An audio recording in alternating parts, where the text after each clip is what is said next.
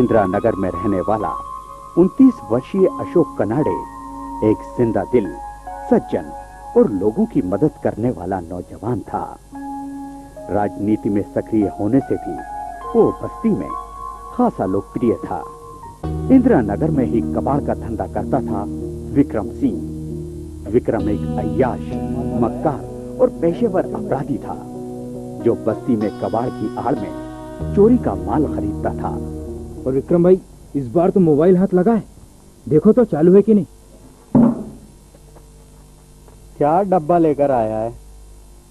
100 रुपए मिलेगा इसका बस। अरे क्या विक्रम भाई, मोबाइल है, कम से कम 200 रुपया तो दो। चल देख लेंगे। ठीक है। और विक्रम भाई, ये घड़ी के कितने? अरे 20 रुपए और ज्यादा ले ले, और क्या है। ठीक है विक्रम भाई। अच्छा सुन। हाँ विक्रम भाई। तेरे साथी नहीं दिख रहे? मालवाल नहीं ला रहे क्या? अरे लाएंगे ना विक्रम भाई, पर क्या है ना, अभी जुगाड़ तुगाड़ में लगे हैं। जैसे ही लंबा हाथ लगेगा आप ही के पास आएंगे। चल मिले तो भेजना उनको। ठीक है विक्रम भाई। विक्रम और उसके शराबी दोस्त दिन भर कबाड़ की दुकान पर बैठे रहते और बस्ती में दादागिरी करते। अशोक की बस्ती में लोकप्रियता से विक्रम चिढ़ता था। वो बस्ती में अपना आतंक बनाकर रखना चाहता था, पर अशोक के चलते ये नहीं हो पा रहा था। विक्रम और उसके साथियों का अशोक से विवाद लगातार बढ़ता जा रहा था। दोनों पक्षों के बीच आए दिन तनाव और मारपीट होती रहती थी। बार बार शिकायत मिलने पर पुलिस ने विक्रम और उसके साथियों को बस्ती में शांतिपूर्ण ढंग से रहने की चेतावनी दी। बहुत जरूरी बात करनी है। जरूरी बात करनी है? बताइए ना साहब। बात यह है कि तुम लोग आजकल बस्ती में ज्यादा ही हंगामा कर रहे हो। अरे साहब, हंगामा और हम? अरे कैसी बातें कर रहा साहब। अबे बड़े साहब की शिकायत आई है। शिकायत? और कहा है कि तुझे समझा दिया जाए और कह दिया जाए तू समझ जा, वरना बहुत बुरा होगा तेरे लिए। किसने की शिकायत साहब? अरे किसने की तू वो छोड़, तू फालतू के लफड़े में मत पड़, वरना अंदर जाएगा और लंबे समय के लिए अंदर जाएगा। अच्छा साहब, ये तो बता दो कि शिकायत में लिखा क्या है? शिकायत में लिखा है कि तुम लोग आजकल बस्ती में ज्यादा ही गुंडागर्दी कर रहे हो और चोरी का माल भी तू बहुत खरीदने लगा है। साहब ध्यान रखूंगा। ध्यान रखना, साहब की चेतावनी को भी ध्यान रखना। हाँ साहब।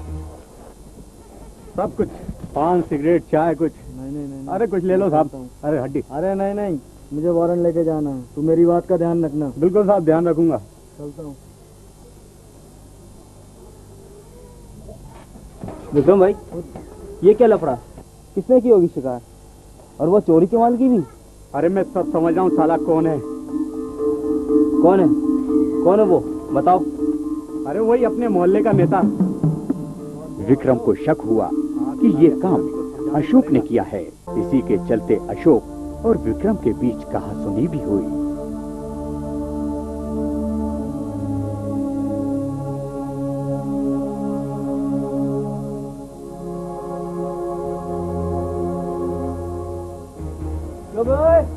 क्यों बोल रहा है बे? हैं? चल निकल ले, नहीं तो यहाँ से तेरी। नहीं तो क्या करोगे तुम लोग? नहीं तो तेरी दोनों आंखें निकाल लेंगे, समझा? तुम लोग मेरी आंखें निकालोगे? क्यों? तू कहीं की तोप है क्या? तो बे, जब से तू नेतागिरी क्या करने लगा अपने आप को, कहीं का तो बड़ा वाला समझने लगा क्या है? देखो, तुम लोग मेरी फिक्र करना छोड़ो और अपनी अपनी चिंता करो। देख, तू हमारी और मोहल्ले की चिंता करना बिल्कुल छोड़ दे। तू काम धंधा कर अपना। देखो, मुझे तुम लोगों से कोई मतलब नहीं है, लेकिन रहा सवाल मोहल्ले का, तो उसकी फिक्र मैं करूंगा, जरूर करूंगा। मोहल्ले के लिए क्या करेगा तू?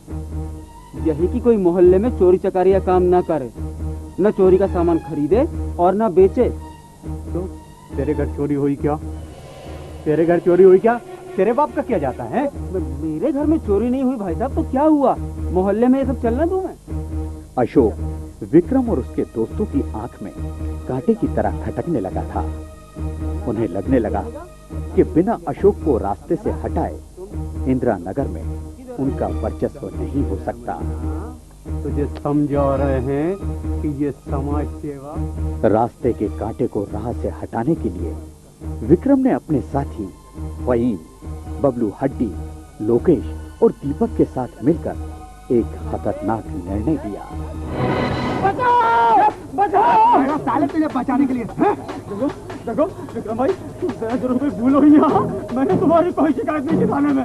तुम्हें गलती हो रही है, मेरी बात पता पड़ेगा पुलिस में शिकायत करने का परिणाम, समझा ना? अबे साले तेरे को पहले सोचना चाहिए था ना।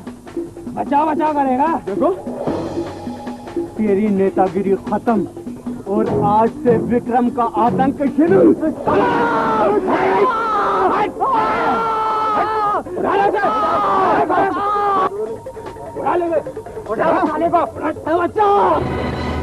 आप सोच सकते हो कि मेरे सामने मेरे आदमी को इतनी मार पड़ी तो मेरे क्या हालत हुई होगी।